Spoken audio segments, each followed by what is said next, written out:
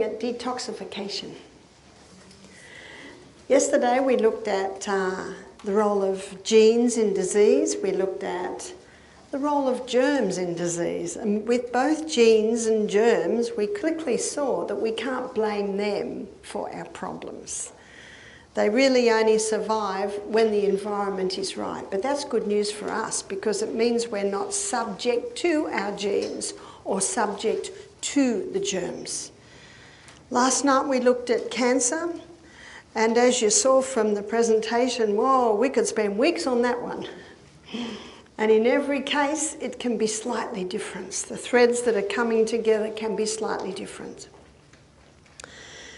But part of healing the body is detoxification. Because we all have been subject to environmental poisons at different times in our lives. And whenever an environmental poison comes into our body, the first place it goes is the liver. And the liver, I call the liver the project manager, because the liver is the one that deals with everything that comes in.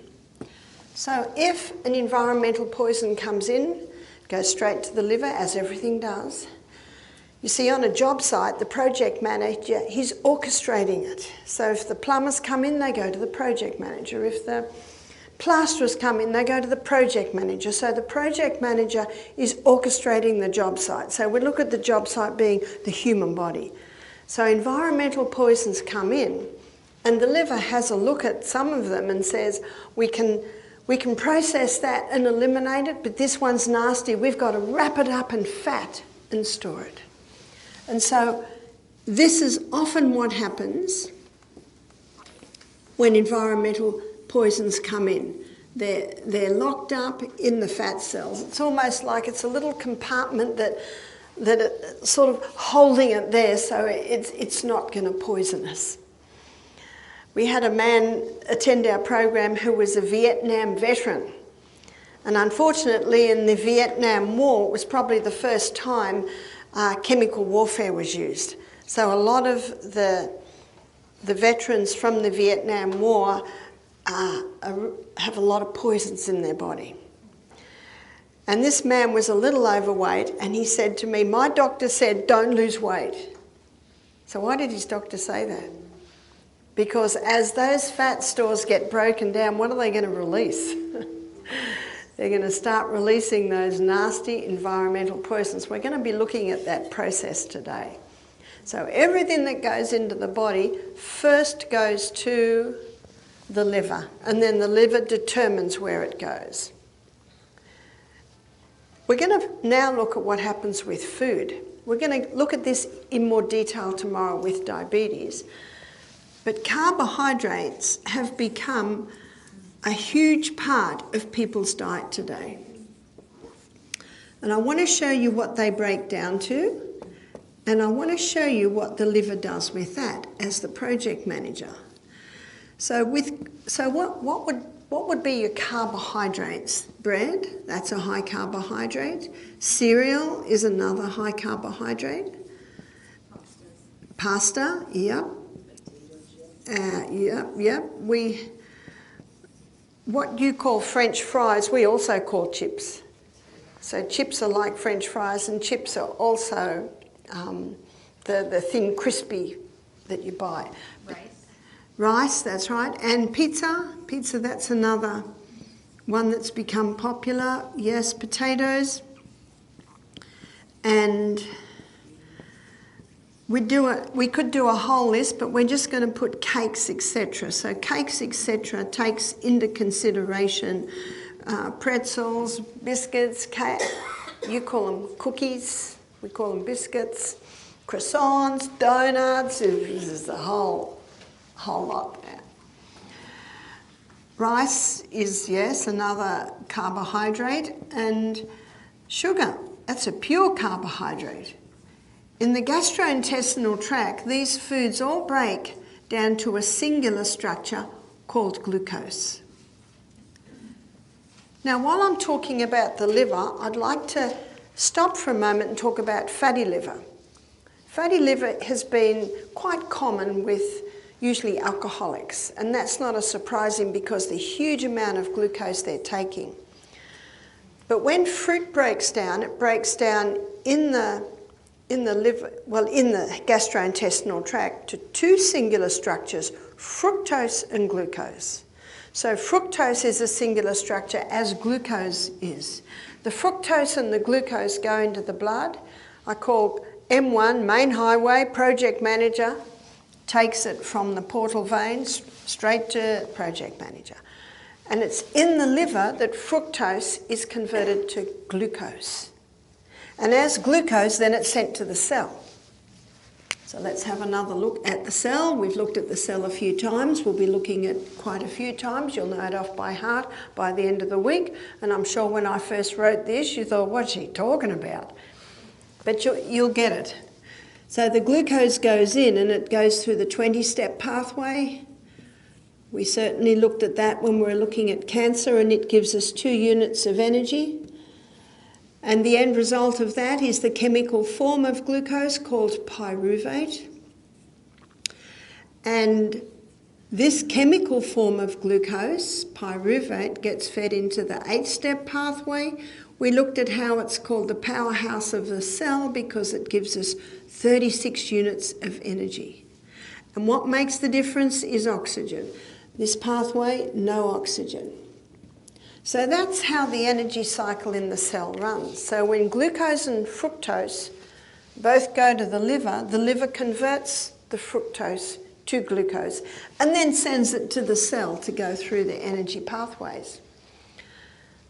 But when someone's on a high carbohydrate diet, let's have a look at some of these. A lot of breads are sweetened with high fructose corn syrup. Many in the cake section are sweetened with high fructose corn syrup. And high fructose corn syrup is probably the cheapest form of sweetening. So it's put in a lot of the carbohydrate foods. So let's say someone's having for breakfast a orange juice. It's usually sweetened with sugar. Even if it says no added sugar, they are allowed to put sugar in it. What do I mean by that?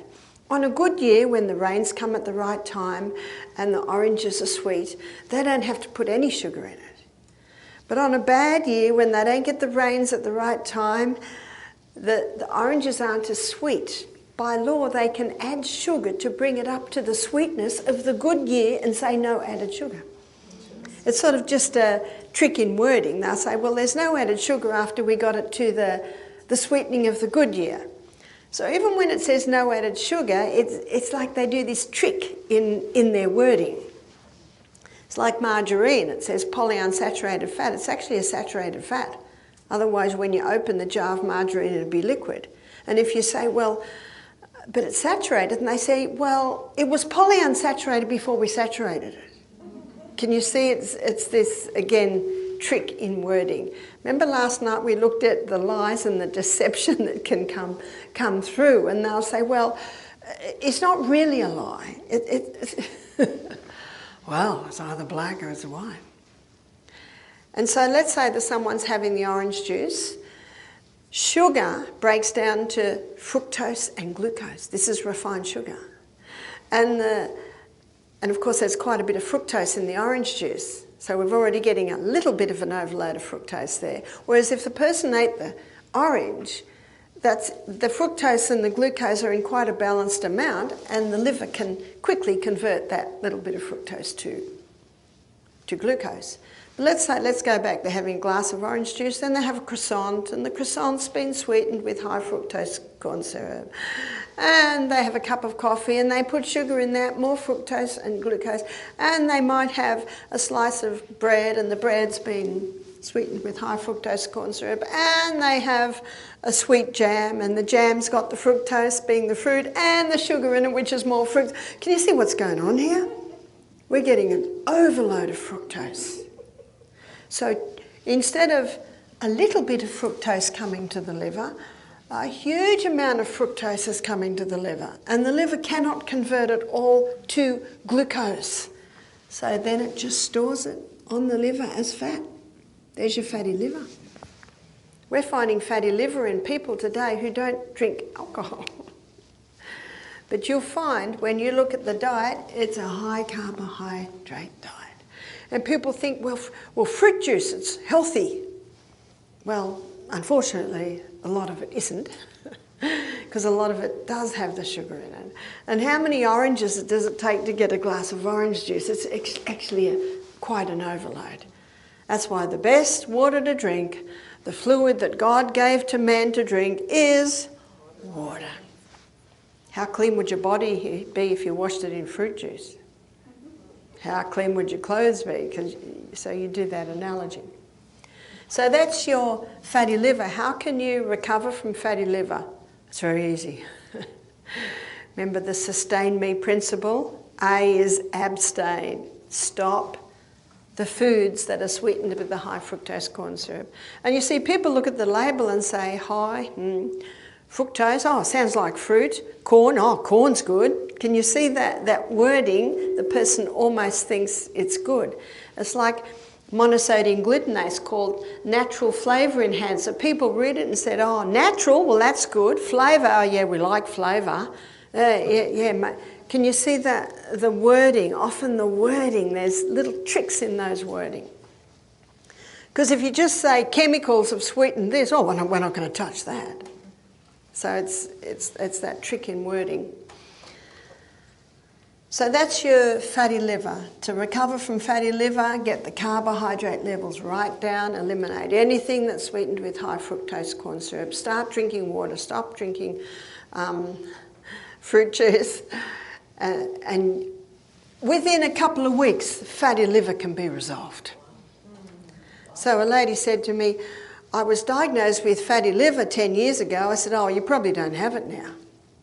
Because it can resolve very quickly. As soon as you give the body the right conditions, it immediately starts to put processes in place to bring back the balance. So that's your fatty liver. Let's go back to having a look at what happens with the food we eat. So the food we eat breaks down to glucose. And the first place the glucose, of course, first goes to the liver. And then it's the liver that sends it down the energy cycle. So number one, it's sent to the cell to be burnt as fuel. But on a high carbohydrate diet, we've still got a lot of glucose left. And so now it's stored. It's stored and it looks like a little bunch of grapes. And it's sort of like that, but they're little molecules of glucose. And they're called glycogen. Glycogen is a name given to quick-release glucose stores. And we're going to look at that in more detail tomorrow. I think tomorrow we're looking at diabetes. So that's why you don't have to eat before you exercise. Because if you start running out of fuel, you've got little molecules of glucose sitting in your muscle cells just waiting to be plucked.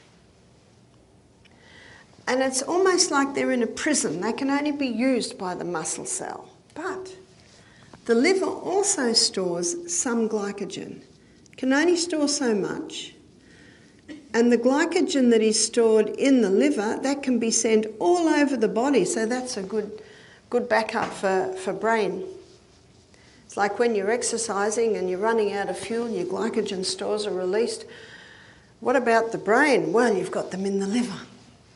You've just got to make sure you drink water before you go on your morning walk, because you need that water to be able to release our stores. It's an amazing process. And tomorrow you'll see what an important part of managing diabetes this is. But today we're just looking at the liver and how it deals with this. On a high carbohydrate diet, we've still got glucose left over. It's almost, overload of glucose. And so now the liver stores it in the most amazing fuel depot in the human body, which is fat. Looking at that, can you see that fat doesn't make you fat? And we'll be looking at that in detail when, I think it's tomorrow, we also look at weight loss in the evening. I've just given the basic science there. So that's what the liver does with the fuel that we eat. Carbohydrates are not bad. My husband would never forgive me if the potatoes stopped. It's really only when they're overdone and refined. And I don't think anyone ever chose to eat this way. It just happened because people are so busy today. One lady said to me, "Barbara, you don't understand, I don't cook." I said, "Oh." I felt like saying, "Do you eat?" But I know what she means. She's just so busy. I had my children in the kitchen at the age of about 8. In fact, all my children can cook. And my sons, their friends, we call them their mates, they call them the chefs, because it's so unusual that a man can cook. I think I told them my husband is very good at cooking toast. You know, he was never in the kitchen, he never even learned how to cook. He's still not very interested in cooking, and I don't mind at all because I like cooking. You can be incredibly creative. It's fun. People say, "Barbara, you're such a good cook," and I said, "Yeah, that's because I like food. And I love to make it taste nice." So the carbohydrates aren't bad. We're going to probably look at them in more detail tomorrow, but I wanted to just touch on this to show you that the liver, as the project manager, is the one that is orchestrating what happens with everything that comes into our body. Food, yes, and environmental poisons. Most environmental poisons are in a fat-soluble state. And they're stored in the fat when they're nasty. So we'll just call it FST, that's the fat-soluble toxin, stored in the fat cells. One of the most effective ways to detoxify our body is to stop eating. And the reason for this is that a huge amount of energy is required to digest a meal. About 1,200 calories is required to digest a meal. So when you stop eating, all those calories are now looking for something to do. And what they do is they look around at the body and they go to the place in the body that needs the most help. It can be likened to what happened, I'll tell you what happens to me. If I'm on holidays at home, I go to the place that's been bugging me.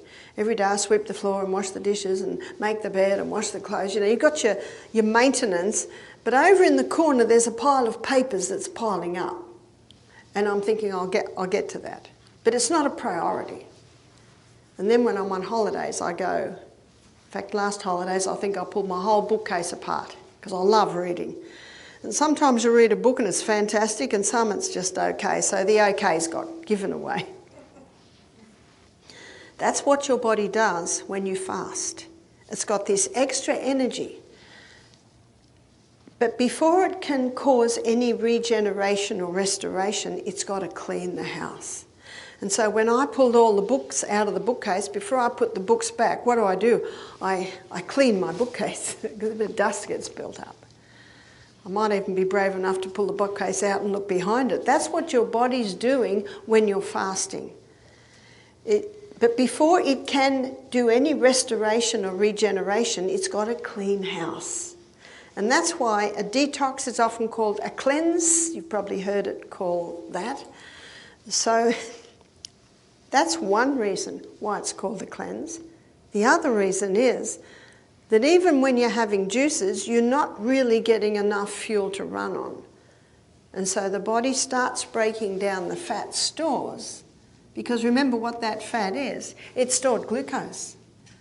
So when you're on a fast, it starts to break down the fat stores to release the glucose that the cells need for fuel. But something else a little more sinister is also being released, and that's the fat-soluble toxins.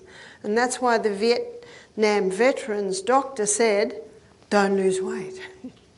So when he came to our retreat, we did it in a very cautious way, and I'll show you what we did as we go through this. So at Misty Mountain Health Retreat, our guests come in on Sunday. We found it most beneficial to give them a delicious meal. That seems to get them through Monday, Tuesday, where they're just on juices. So we give them a delicious meal. We serve our main meal always in the middle of the day, about 1:30.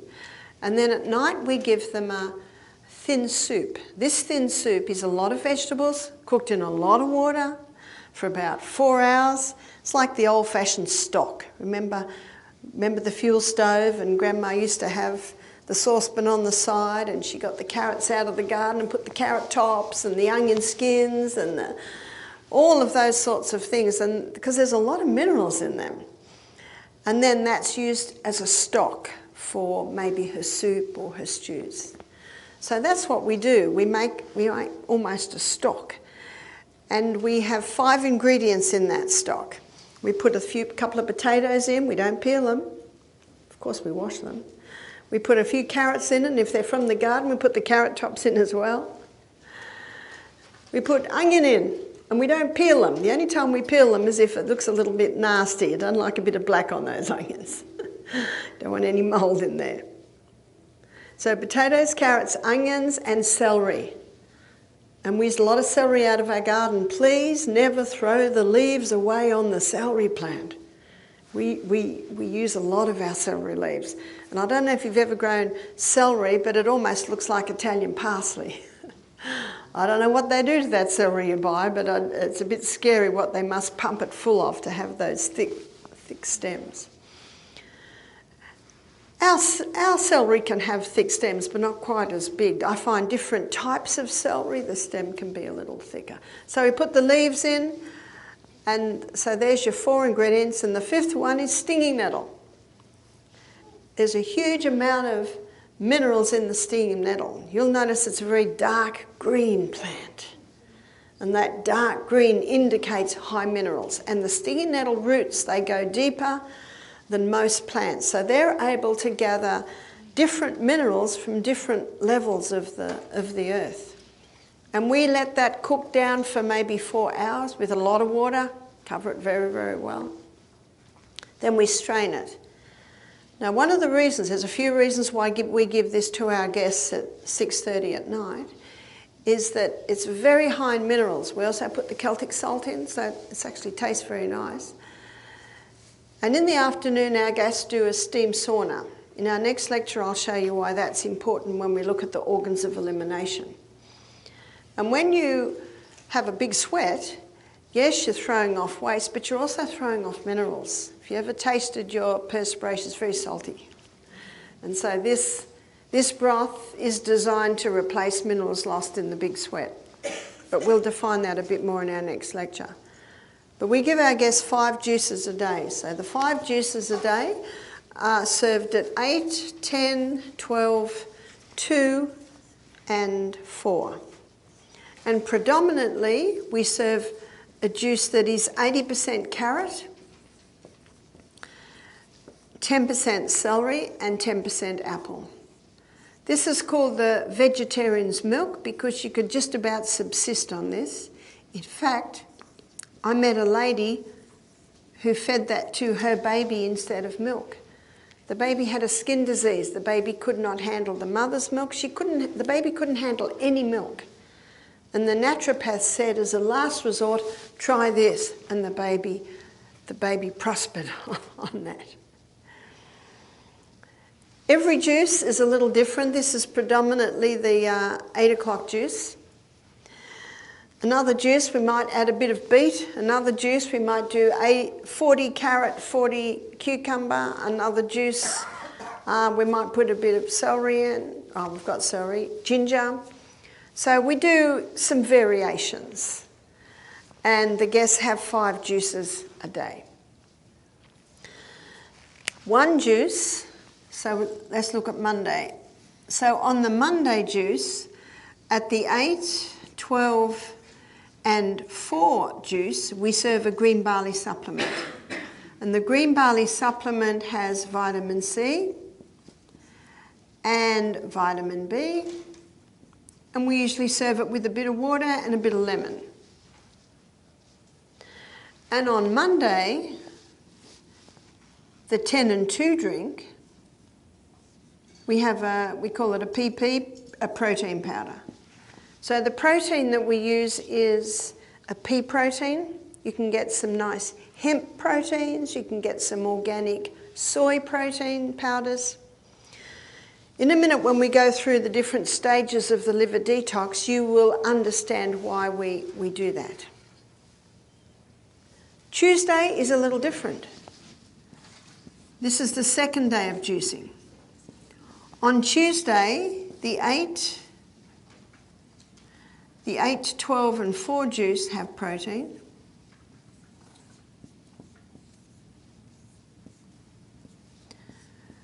And on Tuesday, the 10 and 2 juice has the green barley with all of its bits and pieces. As I go through the different stages of the liver detox, you will see that we slightly adjust it because of the liver's needs at different stages of the detox. I hope I haven't totally confused you. But that's what we do, and will make a little bit more sense. With the protein drink, we put it in a little organic soy or almond milk and a little coconut cream, or coconut milk you call it.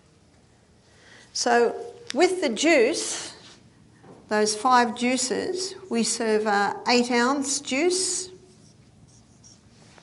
And with that, we serve, I'm just guessing, a 2-ounce either green barley or protein powder. So when on Monday, when they're having the green barley, because it's not that exciting, green barley, I say to them, have your greens first and then have your dessert, which is the nice juice. But everyone loves the protein because it's got almond milk, a little bit of coconut cream. We aim to nutritionally support the liver as it detoxifies us from environmental poisons. So Monday, Tuesday, this is what we serve our guests, and as I just mentioned, the 6:30 is what we call the broth. So Monday, Tuesday, our guests fast. Wednesday morning is when we serve the first solid food. And the first meal that we serve is 50% raw, 50% cooked. When a person has a very delicate gut, maybe irritable bowel, they do not go well on a lot of raw food. We serve buffet. We find someone with irritable bowel, grated carrot, no. Lettuce, often no. Tomato, often no. Avocado, often yes. So remember, you're the doctor.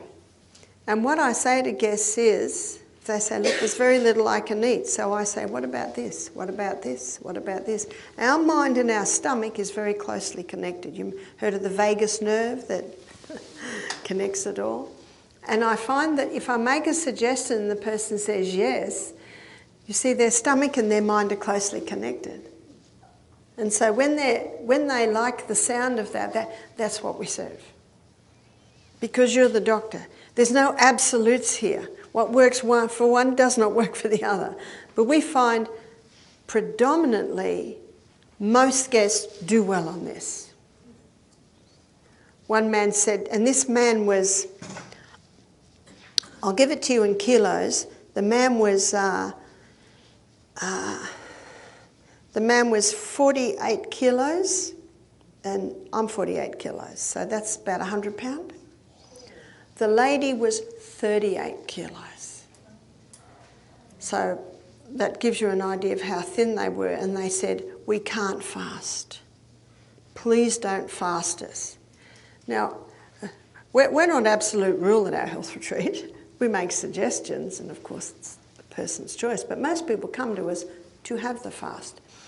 And I said to them, with all due respect, I think it's important that you have a fast because your poor old stomach has been so overloaded. Because they were so thin, they were eating huge amounts of this, overloading their stomach. And they overloaded their stomach so much that the stomach actually couldn't access the nutrients in those foods, so it was just about going straight through them. They were getting thinner and thinner and thinner. I said, your stomach needs a rest. But I said to them, to help your body not to lose any more weight, because I acknowledge they couldn't afford to lose any more weight, we gave them a protein drink every single juice, every juice. And they didn't lose weight. They were very happy. And they both had this huge scar on their stomach. Do you know what you see? You know what it means when you see a huge scar, maybe half an inch wide? That has been opened several times. Because if there's been one cut, you might have a very fine line of a scar, but if it's been opened again and again and again. So they'd had major gut problems for a long time. So I said to them, I know you've come here for my advice, and my advice is your stomach needs a rest. And I said to them, if I give you protein every juice, I can't guarantee anything, but I'm pretty sure you won't lose weight.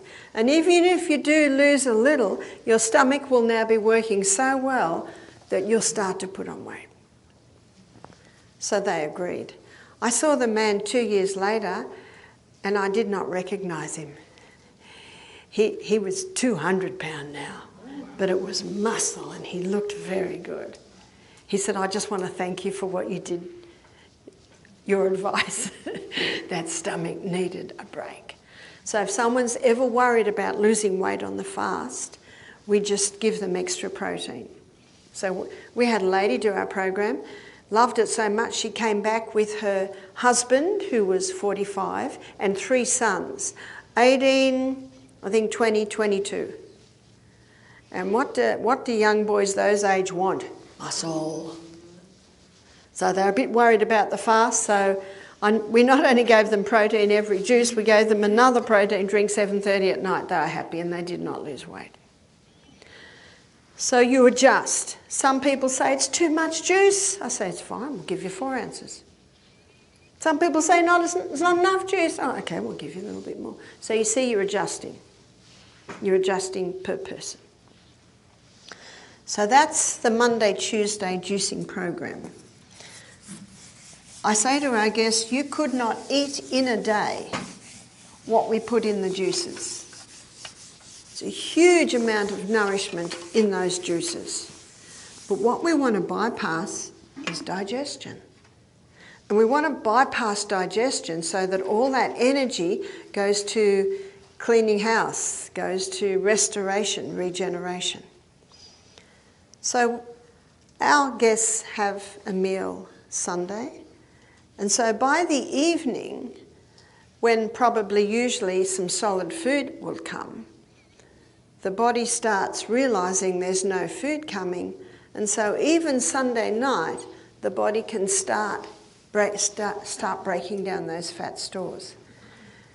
That fat-soluble toxin that's stored in the fat stores, it cannot be released as a fat-soluble state. It has to be broken down to a water-soluble state.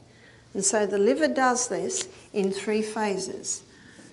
So phase 1 with some people is happening Sunday night, with some people it's happening Monday morning. In phase 1, the liver takes the fat-soluble toxin, because even though we supply a lot of juices, it's still not quite enough for the needs of the cell. And that's why the fat cells start getting broken down. So the fat-soluble toxins are once again released into the bloodstream. The fat-soluble toxins once again come to the liver. And the liver's about to say, not this guy again, wrap him up in fat and store him. And then the liver says, oh, actually, they're at the health retreat. They're getting the nutrients necessary to break this down to a water-soluble state. And so the liver now puts it through those phases. Phase 1, the liver takes this fat-soluble toxin and it breaks it down to a metabolite. A metabolite simply means the first stage of metabolism or breakdown. But this metabolite is nasty. Sometimes it's 100 times more toxic than it originally was, especially in the case of alcohol.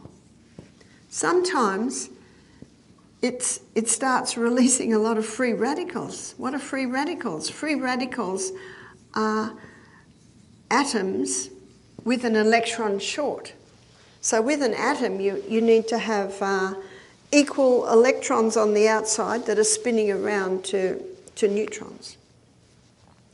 But what happens is often environmental poisons will take that electron, so now we've got an unstable atom, and that unstable atom's looking for another electron, so it'll take it from another atom. Now there's a free radical, it'll take it, and then another free radical. You've probably heard of free radical damage. This metabolite is highly volatile. And you might look at this and comment and say, well, what's the liver doing? It's just created something worse than it originally was. It's a process. So when you're cleaning out the kitchen cupboards, the kitchen looks 100 times worse than when you started. When my son Peter put a new clutch in his car, the garage looked like a bomb had hit it. But of course, when the car was all put back together, everything's good. It's a process. And your liver has certain needs as it goes through this process. It needs antioxidants. And you've probably heard of antioxidants. And antioxidants are given the name free radical scavengers because antioxidants come along with lots of electrons. And remember that free radical is an electron short? And so the antioxidants have lots of electrons, so they come in and balance out and basically negate the free radicals.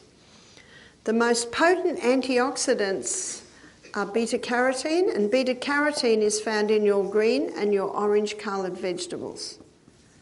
So every juice that we give our guests are either green or orange or red, high in antioxidants. Vitamin C is probably the most famous antioxidant. But vitamin C is not ascorbic acid. In fact, one writer, he explained it like this. Ascorbic acid is like receiving an envelope in the mail, but there's nothing in it. In nature, ascorbic acid is found with bioflavonoids. So if you buy vitamin C, make sure it's ascorbic acid with bioflavonoids. That's your whole C. In fact, in Australia, they did some testing of foods in, I think you have Costco. We don't have Costco, but we have Woolies. It's like a supermarket. And they tested the oranges, they tested all the fruits, they tested the vegetables, and they found that the food that was the highest in vitamin C in the supermarket was cabbage.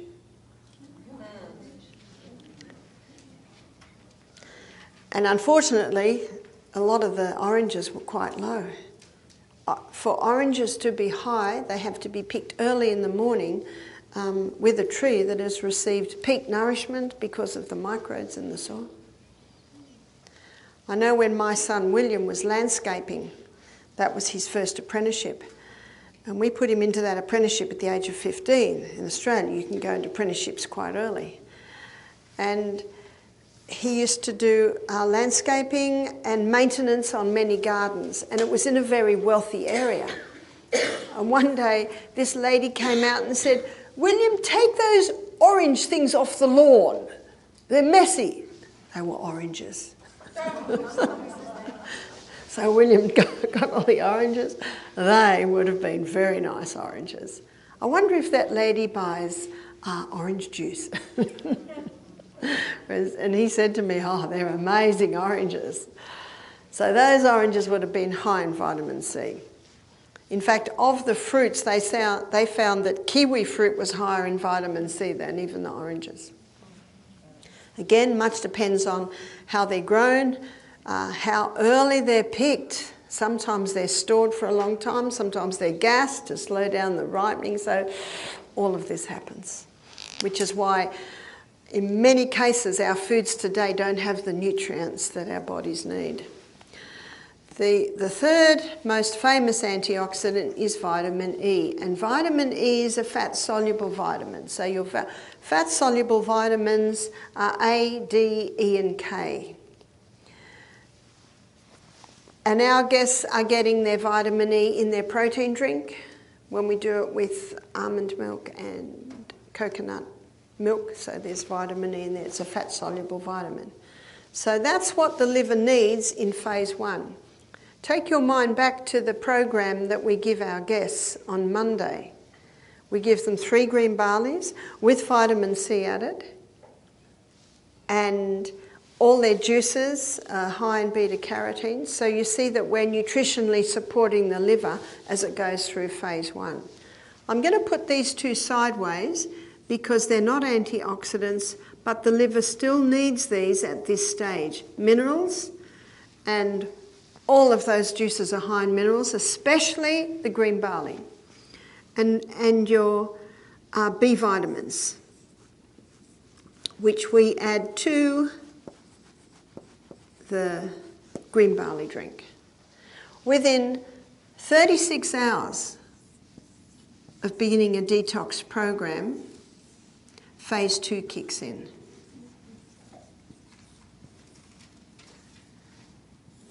And in phase 2, the liver takes this highly toxic metabolite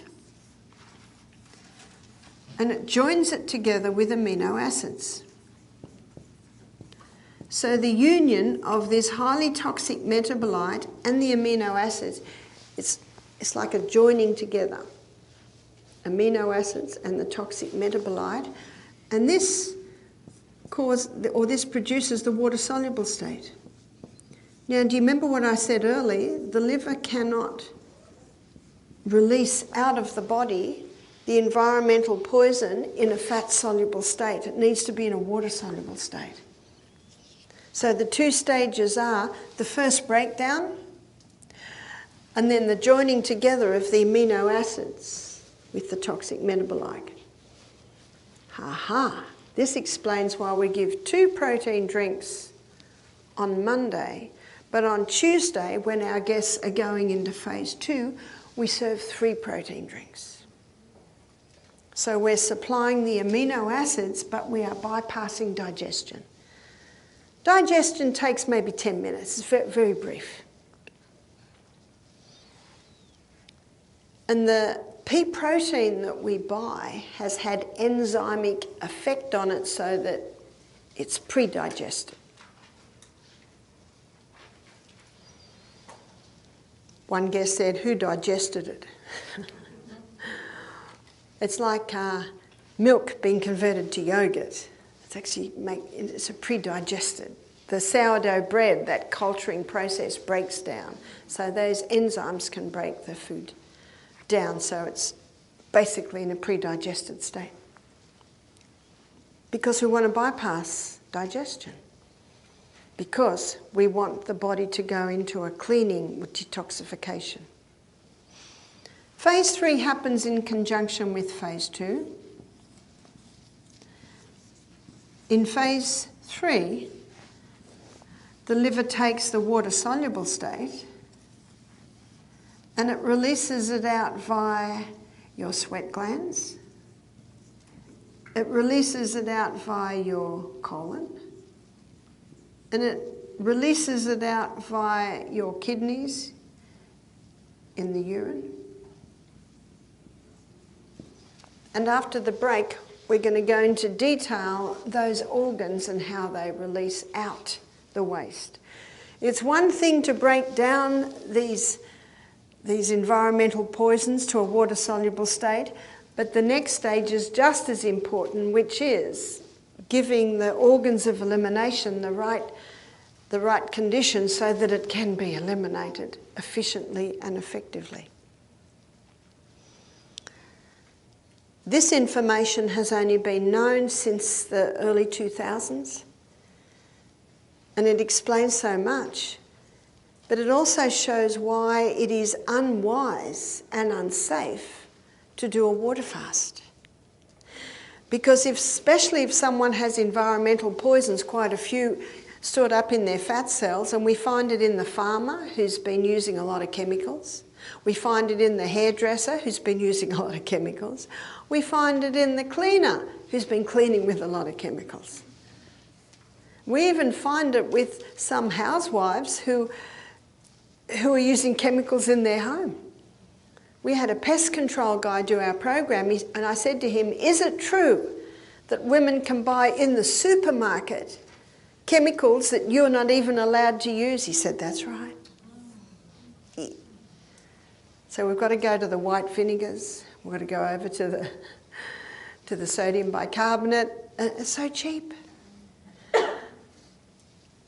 But if you want it to smell nice, you can just put some eucalyptus oil or some lavender oil or some very nice essential oils that'll give a nice scent. In fact, the two little girls that were in the house I stayed with last week, we went on walks and there were lavender plants, and I said, this is what you do to get a nice scent in your hair. And I got my hair down and I rubbed it amongst all the lavender. Oh, and the little girls were putting their hair down. You can smell beautiful lavender on our hair. I said to them, no need for perfume, girls. All we need to do is find the lavender plants. And it is a nice thing to grow, and you can cut the lavender and just put it on little plates in the bathroom. It gives a lovely scent. So this need not be expensive. The natural cleaning products are very cheap. So this information on the 3 phases of the liver detox shows why many fasting experts today are saying just 2 days. Just 2 days. Because if you go a 3rd day and you've got quite a lot of fat-soluble toxins built up, too much can be released. And especially if you're having juices, that'll produce a lot of metabolites. And how many people, when they fast, take protein? Because the needs for phase 1 are the antioxidants, but the needs for phase 2 are protein. Because those amino acids are needed to mop up those toxic metabolites. So the man who was the Vietnam veteran, he did our 2-day juice fast, but we gave him protein every juice. 8, 10, 12, 2 and 4. And he did lose weight. He was very happy to lose a bit of weight. But we did it safely because we provided what the liver needed to be able to mop up these toxic metabolites. Yes, we want this out of our body, but if all the environmental poisons that are in our body were to come out right now, we'd all be dead. It'd kill us. And so the body is very wise.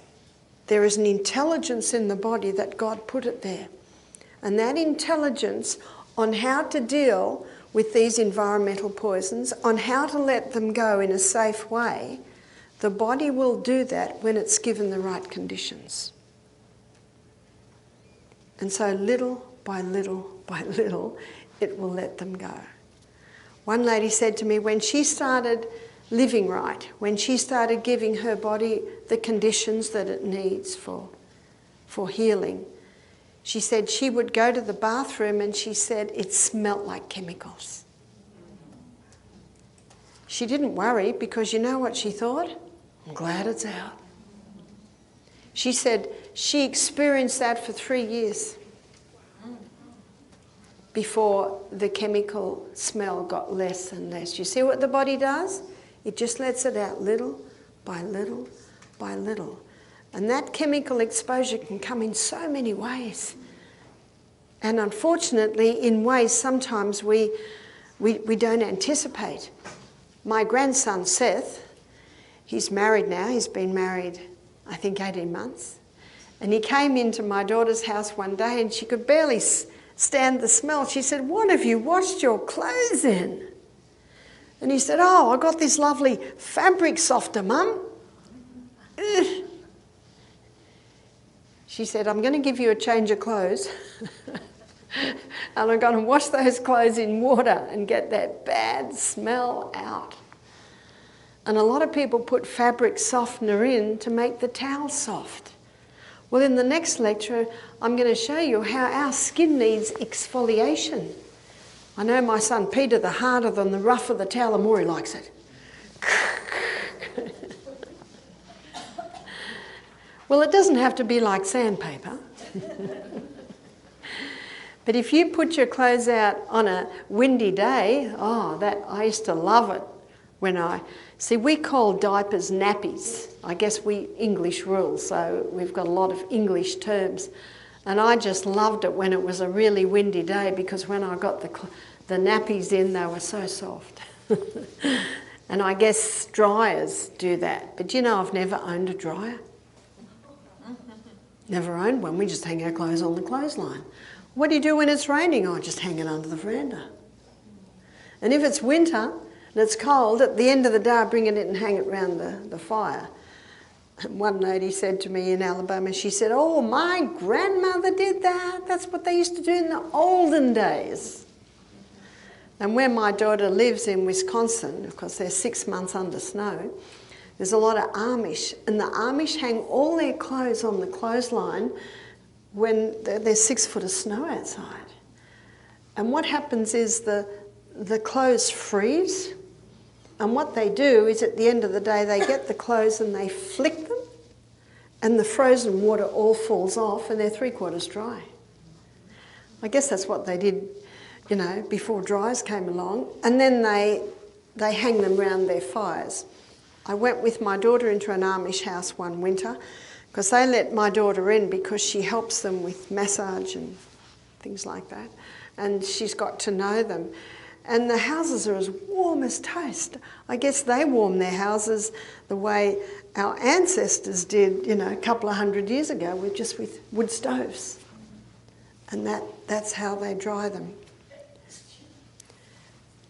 And one lady said, "But Barbara, it's so easy. I just wash the clothes and I put them in the dryer, and in 2 hours I've got clean, dry clothes."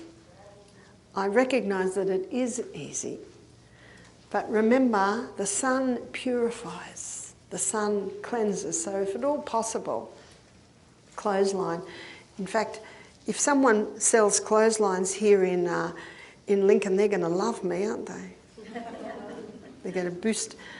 When my daughter first came to Minneapolis, she lived in Minneapolis in White Bear Lake, and she was shocked that there were no clotheslines.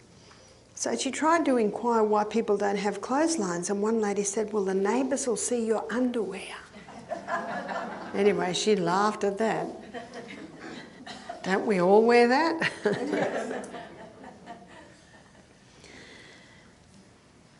I gave this lecture a few years ago at a seminar in Minneapolis, and a man who was a scientist came up to me and he said, "This is very interesting."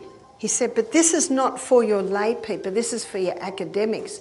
I said, "Lay people have livers too, you know."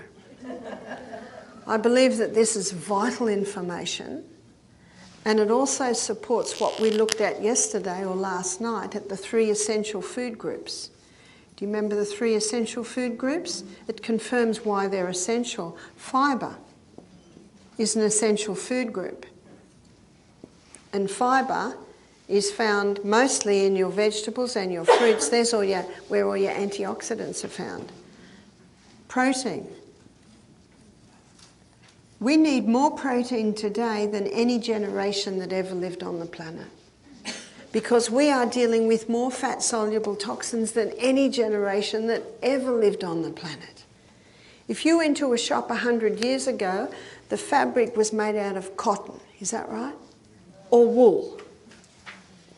But you look in most shops today, and you'll need a magnifying glass half the time, and it's nearly all made out of chemical fabrics.